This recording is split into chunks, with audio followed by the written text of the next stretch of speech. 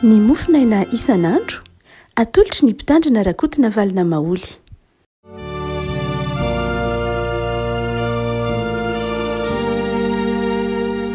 Falamiaraba tsika rehetra ry afaka malala tratra ity sabotsy fahaenina amby roapolo ny volana jona ity fetim-pirenena ny ry havako ary dia miarahaba ny malagasy rehetra itsika amin'ny anaran'i Jesoa, miarahaba ny mpiray-tany razana, miarahaba ny vahoaka tsy vaky volo, ny malagasy na ny eto toerana na ny ampitan-dranomasina, arabaina tratra izao fetim-pirenena izao, arabaina tratra ny asaramanitry ny firenena. Dia ny fiadanan'i Jesoa ny ry havako hitahiry ny firenentsika ary anjaka eto amin'ny firenentsika ny fiadanana, ny fandriampahalemana, ny fandrosoana hivelaran'ny maha olona, indrindra hanjaka eto ny Jesosy Kristy tompo izay tia antsika ary namonjy antsika. Ny mofinaina voalahatra antsika ny afaka malala dia ny Petera voalohany toko faharoa. Petera voalohany toko faharoa andiny voalohany ka hatramin'ny andiny fahafolo. Petera voalohany toko faharoa andiny voalohany ka hatramin'ny andiny fahafolo. Fakitsika anaran'i Jesosy zany ry havako. Koa esorony lolompo rehetra sy ny fitaka rehetra sy ny fiatsaram-belatsia sy ny fialonana ary ny faharatsiana rehetra. Fa tahaka ny zaza voateraka dia maniry ny rononom-panahy tsy misy fitaka mba hitombonareo amin'izany ho amin'ny famonjena raha tahiny nanandrana ianareo fa tsara ny tompo izay atononareo toy ny vato velona milavon'ny olona fa voafidin'Andriamanitra sady soa ka dia hatsangana koa ianareo tahaka ny vato velona ho trano fanahy ho fisoronana masina hanatitra fanatim-panahy sitrak'Andriamanitra amin'ny alalan'i Jesosy Kristy. Fa misy teny eo amin'ny soratra masina manao hoe indro mametraka fehizoro aoziona dia vato voahidy sady tsara ary izay mino azy tsy ho menatra. Koa ny fahatsarana dia ho anareo izay mino fa amin'izay tsy mino kosa ny vato izay nilavon'ny mpanao trano efa tonga fehizoro ary vato matafitoana sy vato lampy maso lafaka. Ary satria tsy nanaiky ireo dia tafitohina tamin'ny teny izy sady izany koa nanendrena azy. Fa ianareo kosa dia taranaka voafidy, fanjakam-pisorona, firenena masina, olona an'Andriamanitra ho an'ny tenany mba ilazanareo ny hatsaran'ilay niantso anareo hiala ho amin'ny maizina ho amin'ny fahazavany mahagaga. Dia ianareo izay tsy firenena akory fahiny fa ankehitriny efa olon'Andriamanitra izay tsy namindrana fo fa ankehitriny efa namindrana fo. Ray masonao no masinana ny fahamarinana ny teninao no fahamarinana. Amen. Andiny fahasivy, fa ianareo dia taranaka voafidy, fanjakam-pisorona, firenena masina. Firenena masina. Isika ry havako malala amin'izao fetim-pirenena izao ho firenena masina ny firenentsika. Midikany hoe firenena masina dia firenena voatokana, firenena navahana. Dikany teny hoe masina io dia natokana, navahana, notsongaina tamin'ny maro. Iritsika ho izany eo mason'Andriamanitra ny firenentsika raha tsy efa izany sahady aza. Firenena no fidin'Andriamanitra manokana. Ny zanak'Israely no firenena no fidin'Andriamanitra manokana araka ny fahafantarantsika azy amin'ny zavatra masina.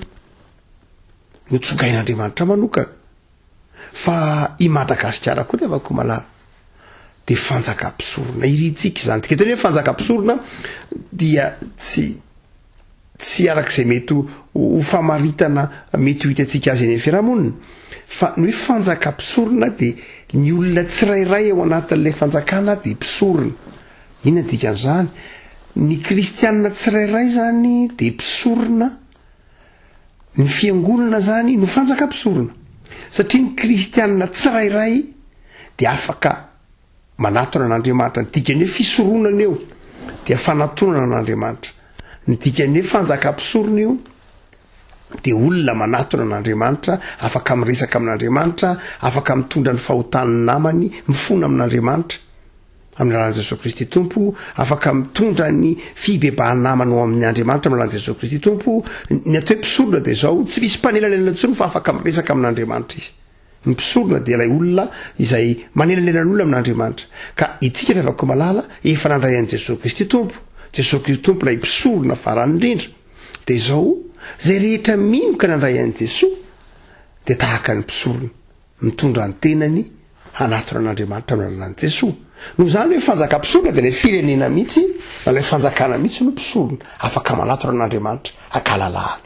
tsy misy mpanelalela dia ho iara ny filazan'ny petera azy ato manao hoe ianareo mihitsy angelay firenena masina engany avako malala ho takatritsika fa isan'ny firenena masina Madagasikara nahoana maro nisy ange ny kristiana teto Madagasikara raha namartiora firy nalatsaka teto Madagasikara firy ny trano fiangonana eto Madagasikara isan'andro san'andro eto Madagasikara de maheno toriteny ianao maheno tenin'Andriamanitra ianao any amin'ny toerana maro any maneran-tany de zao misy toerana anke tsy ahitana fiangonana misy toerana anke tsy ahafahana maray fanasan'ny tompo misy toerana anke tsy ahafahana manonona kory ny anaran'i Jesosy ary eto Madagasikara sika mbola afaka mivavaka kalalahana marina fo anatin'ny fahantrana marina fo anatin'ny fahasairanana fa izao afaka angesika marina fa ao anatin'ny mety hoe tsy fahampitsakafo fahatapahan-jiro fahatapahan-drano ekeny-drano tsy dikevitry rano tsy milaza miara-mahitsika fa de mahita an'izany isan'andro fa izao koa tsy revako malala ny otivetin'ny rano natsakaina inona ny rano natsakaina ny ran'ireo martiorany tanindrazana ny ran'ireo ray aman-drenitsika ny senton'ireo ray aman-drenitsika 10 taona lasy zay 20 taona lasy zay ny ady ho an'ny fahaleovatena isika kehitriny mioteny rano na mahatra azy sika mba afake mahatsiaro aho tononkalo anankiray no foronina asa tany amin'ny taona fahafiry no tany amin'ny taona faharoa anga izy iny raha tsara ny fitadidiako caste seconde no nanaovana lay tononkalo anankiray ny anarana tany an-tsekoly lay hoe ny omby-tsarety sy ny olona ny omby-tsarety sy ny olona zay nosoratan'ilay mpanoratra anankiray antsoina hoe Ranirina Joséphine Ranirina Joséphine de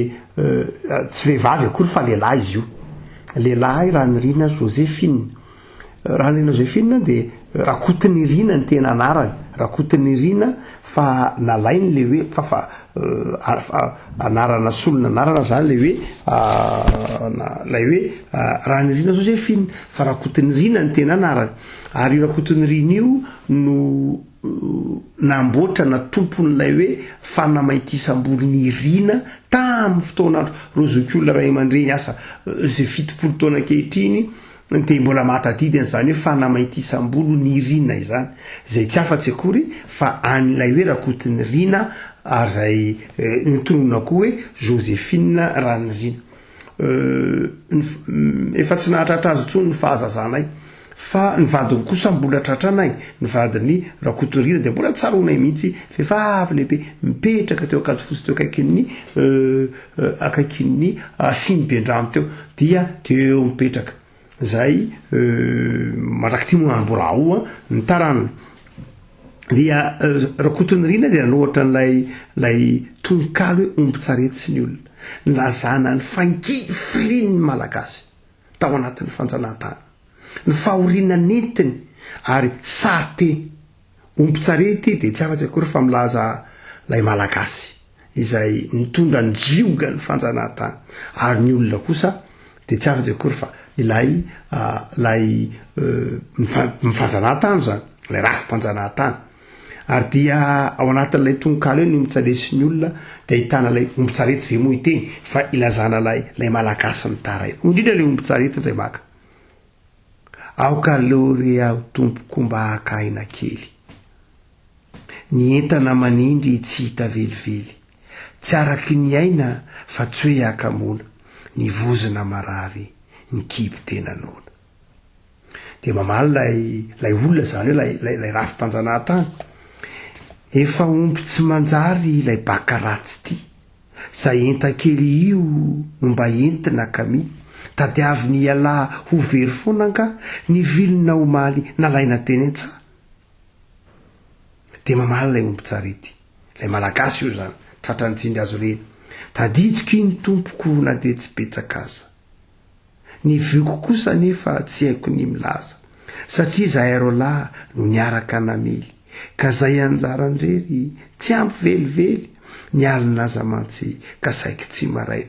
ny epaepery fa reraka ny aina andro any zao vao mangiran-dratsy no niala an-tanàna kanefa zay mba vatsy mbola olo kely foana mafika sady maina ny andro nefity mangotraka amikay de mamalina olona raha ny rary ny lety ny tiany alazaina de tokana ihany miasa tsy malaina tsy mamono antoka ny olona topoina sy tsy mamalivaly rehefa mbaibaikona miezaka malady sy mba mivikiviky izay ny tena rary ny fadroatytika de ianiko moa nelanelany la izy fa tsarotsika zany tonkalo zany ilazana ny fangiry firininy ny fanjanahan-tany ary any ampamaranana moa de ny tompony lay omby-tsarety no miteny manao hoe lay olona no miteny manao hoe tena hitako hoe zao fa mendrika ny alahy ny amidy ndray amin'olona mpama tsy izy tsony mantsy ka tokony hoena tetehina rasaina amidy eny etsena de misento lay omby-tsarety lay malagasy zany efa resy mantsy ka miomana ijary mangotsoka ny foana tsy afaka mamaly no mitaraina fa mba misy mba tsy to lazaina ho maditra sy efa mafilo ny rary ny anefa de ela aoko zany ka ny aina kely ty ho ritra ambony any itsika manao hoe lalandà sary tahaka zany a no ny diaviny ray aman-drenitsika nazahoana ny faleovatena ka na ao anatin'ny fantrana ary sika de tokony mendrika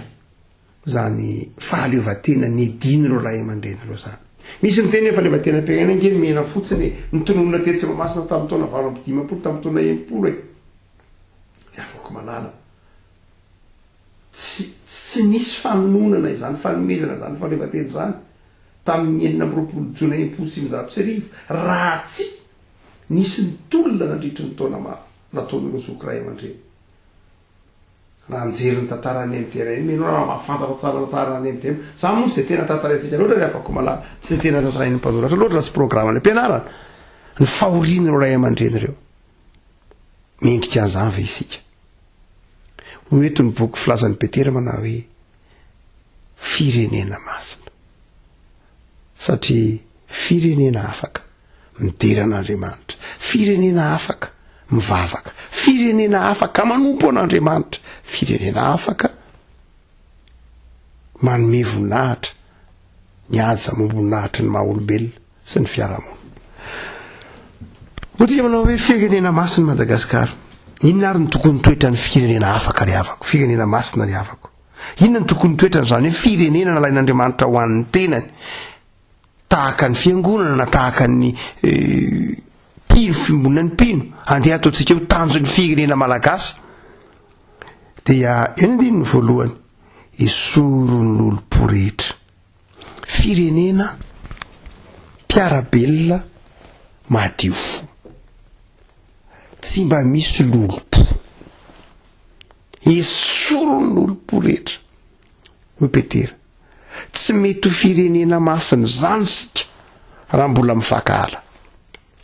tsy mety ho firenena masina zany sika na ny marimarina kokoa tsy tokony ho toetra ny firenena masina tahaka atsika nandatsahana rana martiora fiangonana be dehibe mameny tanàna kristianina anapitrisany firenena masina kanefa mbola miaina ao anatin'ny fifankahalana fifanaratsiana lolompo samy piraitan-drazana de tokony mamerina itony tantaran'ny firenena itonytsika tokony mamerina mahatsiaro lalana ny diavindro ray aman-drenitsika nazahoana ny fahaleovatena raha tsarotsika zany de anginitsika ary anaiky adio fo eo anatria amin'ny mpiarabelona amintsika ny fahavalon'ny malagasy ry avako malala tsy ny piraitan'ny razana amin'ny velively mihitsy fa ny fahavalo koa andrenam-pony merina de ny mosary ny anoanana ny tsy fisikanina ny fantrano ry avako malalo firenena masina Madagasikara satria petsaka pino andao tsy hometsika toerany ny lolo-po ny fifankalana fa ny faharoa toetry ny firenena masina raha sy ny firenena Andriamanitra ho an'ny tenany toy izy manao hoe andininy voalohany ihany esoro ny lolo-po rehetra sy ny fitaka rehetra zany hoe ny fandripandrika ny fiandrasana kendry toany eo anivo samy mpiarabelona ny fifamelezana ny ambadika tahaka ny fanaon'ny mpanao politika sy misehatra maro samihafa esoro ny fitake avako malala ny fitakange ny filazan'ny soratra masina azy hoe izay mamitaka ange tsy maintsy ho fitahany tsy mahasoa mihitsy ny famitahana fa zay mamitaka ny hafa de tsy maintsy ho voafitaka avako malala ny firenena masina de tsy mba firenena mifamitaka mponina ao aminy tsy mba firenena mponina ao aminy tsy mba mifamitapitaka tsy mba mifamandrika tsy hoe zavatra efa ratsy de mbola lazaina tsara ihany tsy hoe zavatra efa tsy tokony midy de mbola amidy ihany tsy hoe taratasy osoka de lazaina fa taratasy marina tsy mifamitaka zany ndre afaka malala ny firenena masina ary ny kristianina ny voalohany mamboly an'izany toetra zany tsy mamitaka ao anatin'izany tsy mifamitaka zany ny tsy manao kolikoly ao anatin'izany tsy mifamitaka zany ny fijoroana ny fahamarinana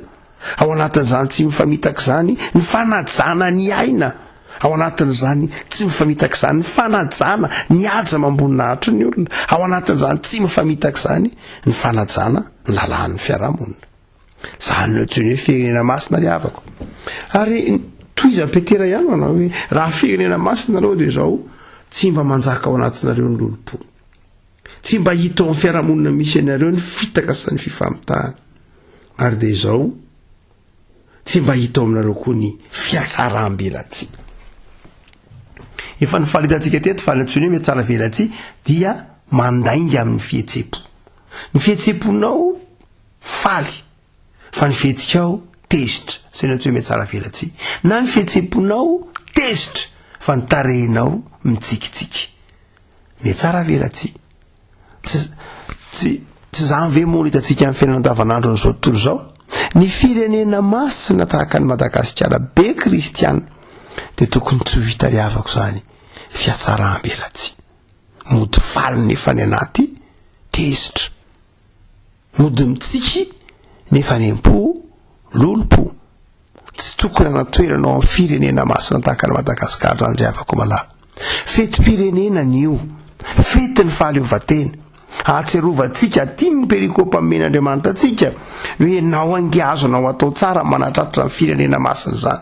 zany fitaranaka voafidy zany rana martiora Jesosy Kristy tompo izay filazantsara notoriana teto de zao tory afaka tsy malala andehitsika tsy fampiatsara velatsy ary ho ihany petera manao hoe tsy vitany efitsy ny fampiatsara velatsy fa zao kozy tsy mba misy fialonana tsy mba misy fialonana misy fiteny malagasy hoe ory avamanana asa lavako malala manahoana ny mbola iainantsika an'izany any amin'ny fiarahamonina mifampialina ve nefa samy kristianina mifampialina ve nefa samy mpanompon'Andriamanitra mifampialina ve nefa miaina ao anatina firenena masina ao anatina firenena maro anisa kristianina de mampieritreritra tsika lavako malala ty perikopy ty raha mijoro izika ka samy teny tompo ty tanindrazana ety ngeka anao ty tanindrazana ety ngeka efa natolotra ao anao raha navalina fahatelo de efa nyteny manao hoe ity fireneny ity de atolotro amin'ny Madagasikara ity fireneny ity de izao atolotro amin'ny Madagasikara talohandra navalina fahatelo rehefa miseho ny mpanjaka de neny ampelantanan'ny mpanjaka de sampy anankiroa lehibe i manjaka tsiroa sy raha mahavaly manjaka tsiroa sy raha mahavaly eny an-tanana kavisa kavanan'ny mpanjaka rehefa niseho ny mpanjaka talohandra navalina faharoa dia dikany teny hoe raha mahavaly de lay sampy lehibe zay mpanolo-tsaina zay dikany hoe raha mahavaly mpanolo-tsaina ary ny dikany teny hoe manjaka tsoroa dia ilay sampy miaro ny fiandrianam-pirenena ny mahatokana ny fanjakana ny tsy vakisa ny fanjakana dia ireo sampy anankiroa ny ampelatana miaraka mijoro amin'ny mpanjaka aseho eny an-tanany vahoaka i manjaka tsoroa sy raha mahavaly kely malaza moa sampy mbahoaka tany amin'ny vahoaka kely malaza sampy miaro ny toekarena ny fambolena ny fiompiana ny fandriampahalemana dia tany ampivoan'ny vahoaka kely malaza